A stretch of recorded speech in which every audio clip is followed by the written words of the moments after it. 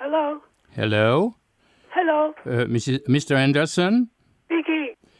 Hello, I'm calling you from Romania, from Radio Romania. My name is Andrei, from Radio Romania. How are you? How are you? Good, thank you. You're ready for a few questions? Yes, no problem. I have more than 100, but I'll tell you just a few of them. Do you remember your last visit in Bucharest? Yeah. It was 11 years ago, I guess. I remember going to the big, crazy,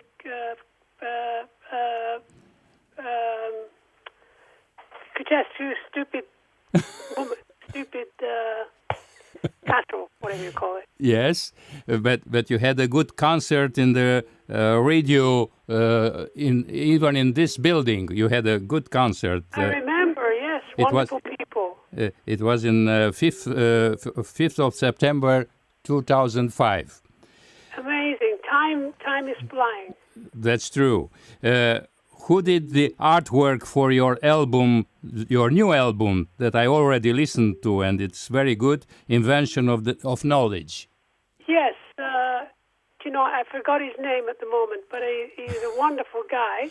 I guess he is. Yes. He understood the music and visualized it very, very well. And I wish I could remember his name. It's somewhere. It's somewhere in my brain. That doesn't matter. Okay, I'll ask you a few things about the past, because I played your songs in the 80s, Friends of Mr. Cairo, I'll Find My Way Home, and a lot of others you had with Mr. Vangelis. Lovely. And the people knows you, and they are waiting for you in Romania. I hope to be there with my new group is with Rick Wakeman and Trevor Rabin. We're going to come to Europe soon. Maybe you'll come even in Romania. I hope so. Is it true that you played football when you were in Yes? Yeah, we had a team called Yes United. Yes. And our manager was the goalkeeper. We lost every game. But it was fun. But we had the best time. Of course. And now you love some team in Europe or in States? I'm a crazy Messi fanatic. Lionel Messi. He plays for Barcelona. Ah, you love Messi, of course. He was great. He had 3 goals. Unbelievable. That's true. So you like the artistic players? Of course. That's good to know. From 7 years now, you became American citizen. Why you did that? Well, I'm married to an American beautiful lady for now 23 years, and I love America, and I love where I live, and it's the natural thing to do because I want to be part of the new world. That's good to know. Maybe you give me some addresses. Yes, for sure. How important is the visual part in a progressive rock show? Because I know your daughter is working on your videos. Yes, people, I always think music is visual as well, so I always did like to do good presentation on stage because the audience deserves a show, not just to go on in jeans and look like you just come out of the bar.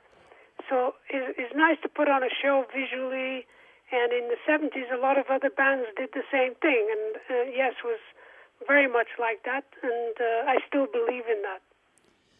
And do you think the progressive rock is back or didn't die at all? Well, it never really died so much as the business became more pop orientated, and that's true. As you can see, especially in America, everything is about 20 pop stars, and that's it. Everybody else is not worth thinking about because it doesn't make money. But these are the great people. These are the wonderful people, the people that are making music because they love music, not just because they want to be a rock star, a pop star, I think that music is more important than everything. I must congratulate you because you are a Prog God Award winner.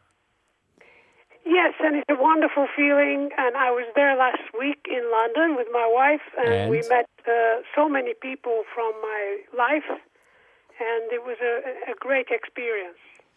And how come that your ex-friends and ex-bandmates didn't invite you now for a Yes Reunited? Well, there's only one left, and that's Steve Howe. And Alan White is not very well, and there's only one left from the great band is Steve Howe. So he has the name Yes. He controls that word, and me with Trevor and Rick, we are ARW, but we are truly Yes, in our heart, because we're playing Yes music, and music that I wrote, I wrote with Rick, and I wrote with Steve and with Trevor. We can't listen to Yes without your voice. So for us, you are Yes. Thank you. You should tell them. And how you met this Mr. Stolt? Well, I was. You have the information. I was on a boat, a prog rock boat trip from Miami to Bahamas, with about 10 bands on there, 3,000 people, everybody going crazy, and some great music. And I met Ronja then. I actually sang with his band, which is called Transatlantic.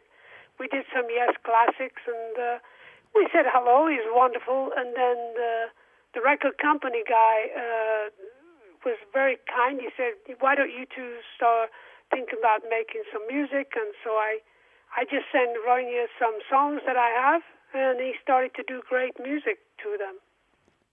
And this album is your work together, but without seeing each other.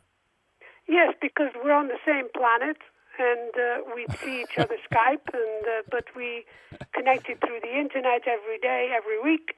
And then he would go on tour with Steve Hackett. Yes. And I would go on tour doing my solo shows, and then I did some touring with Jean-Luc Ponty and his band, which was most wonderful experience. And then I would come home and then carry on with the album. So it was very refreshing to hear the music every couple of months. I'd come back, oh boy, the music is sounding good, and so on and so on. And after a year and a half, we finished the album. And is it true that you're listening to your own music in the car, always in the car? Yes, it's the best way. I never listen to my music ever, except this album has something, I don't know, there's something very special, because I didn't listen to Ronja's music all the time. He would send me an MP3, and then I would listen and then get on with the work and sing on it and send it back. But I didn't listen to it like with a microscope, Yes, just as a listener. Yeah, so now whenever I listen, I hear more things every time, so it's wonderful. I saw somewhere that you preferred the long versions of your songs, and now it happens, because usually the long songs, they are not radio friendly. How you do it? Well, you understand, music is not for the radio anyway. It's part of life. Yes.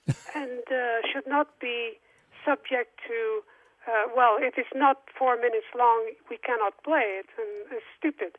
So music should be a little bit more flexible, radio people. Yes, but you're right. You're absolutely right.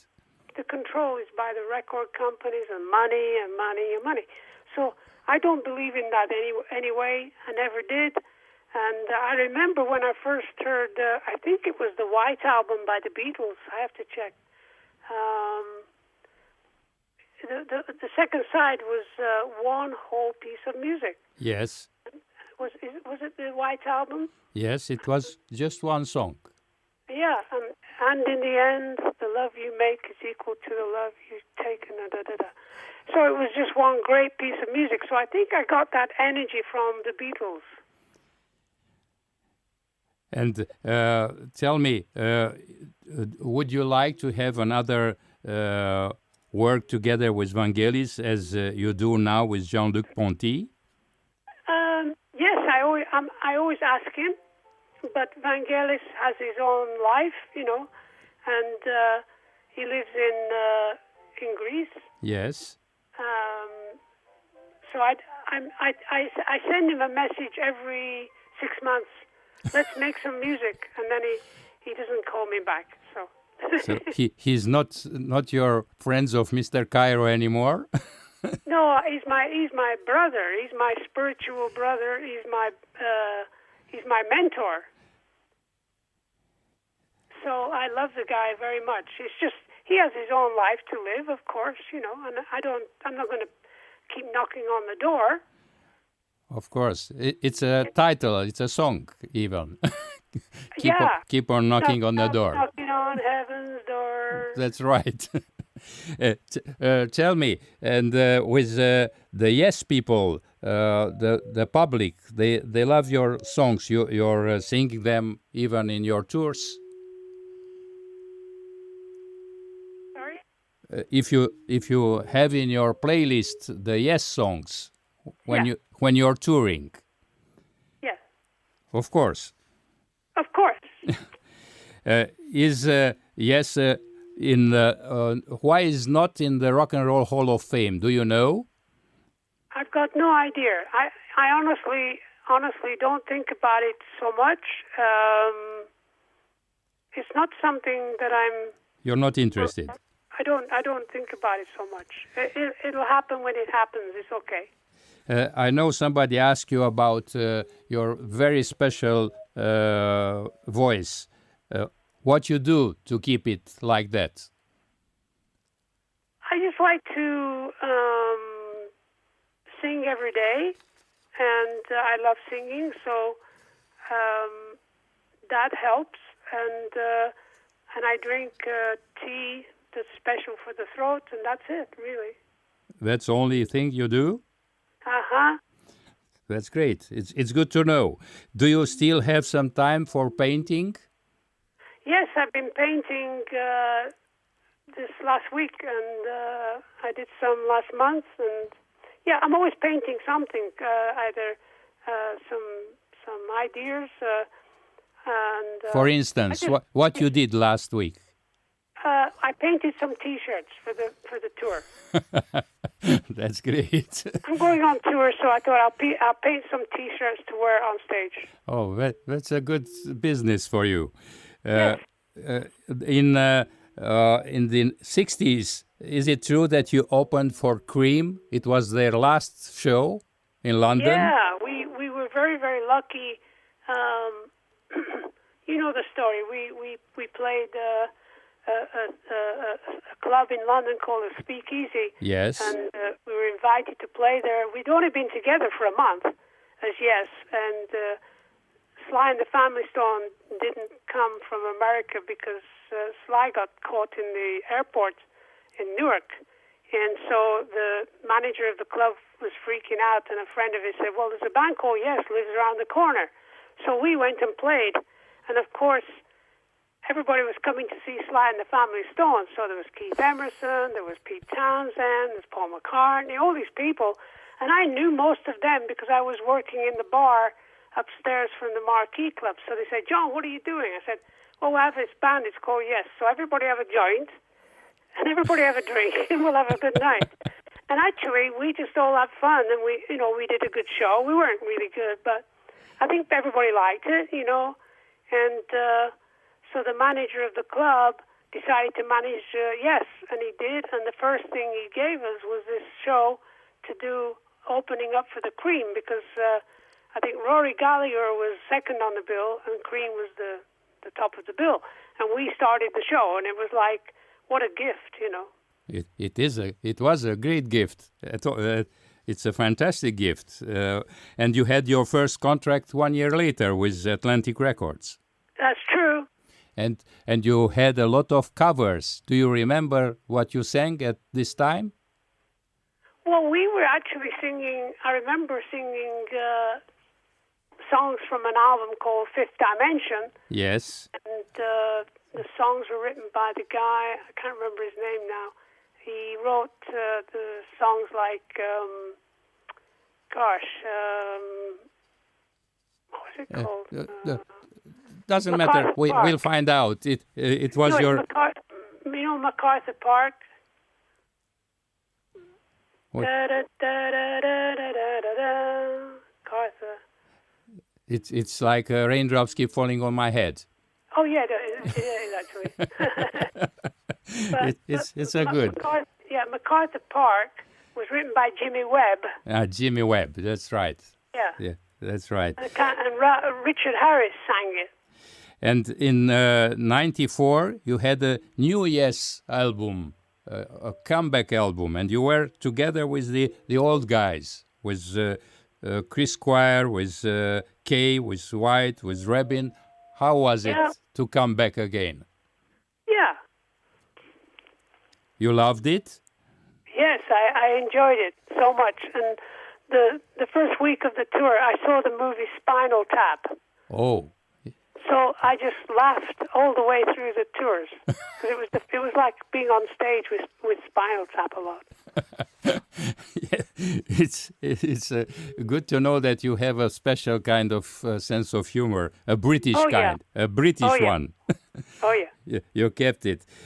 Okay, I don't want to keep you more. I hope to see you in Romania because it's very important for us. And I want to ask you what we should play on the radio after this interview, because you said on the radio they don't play a long song. If you have one, you just tell me. Just play the first 4 minutes of Invention of Knowledge, track 1. Very good. We'll do that. Thank you. If you have some message for the Romanian radio listeners. Always dream big, always think big. Life is for love and love is for life. Thank you very much, Mr. Anderson. Thank you. Take care. You too. Bye-bye. Bye.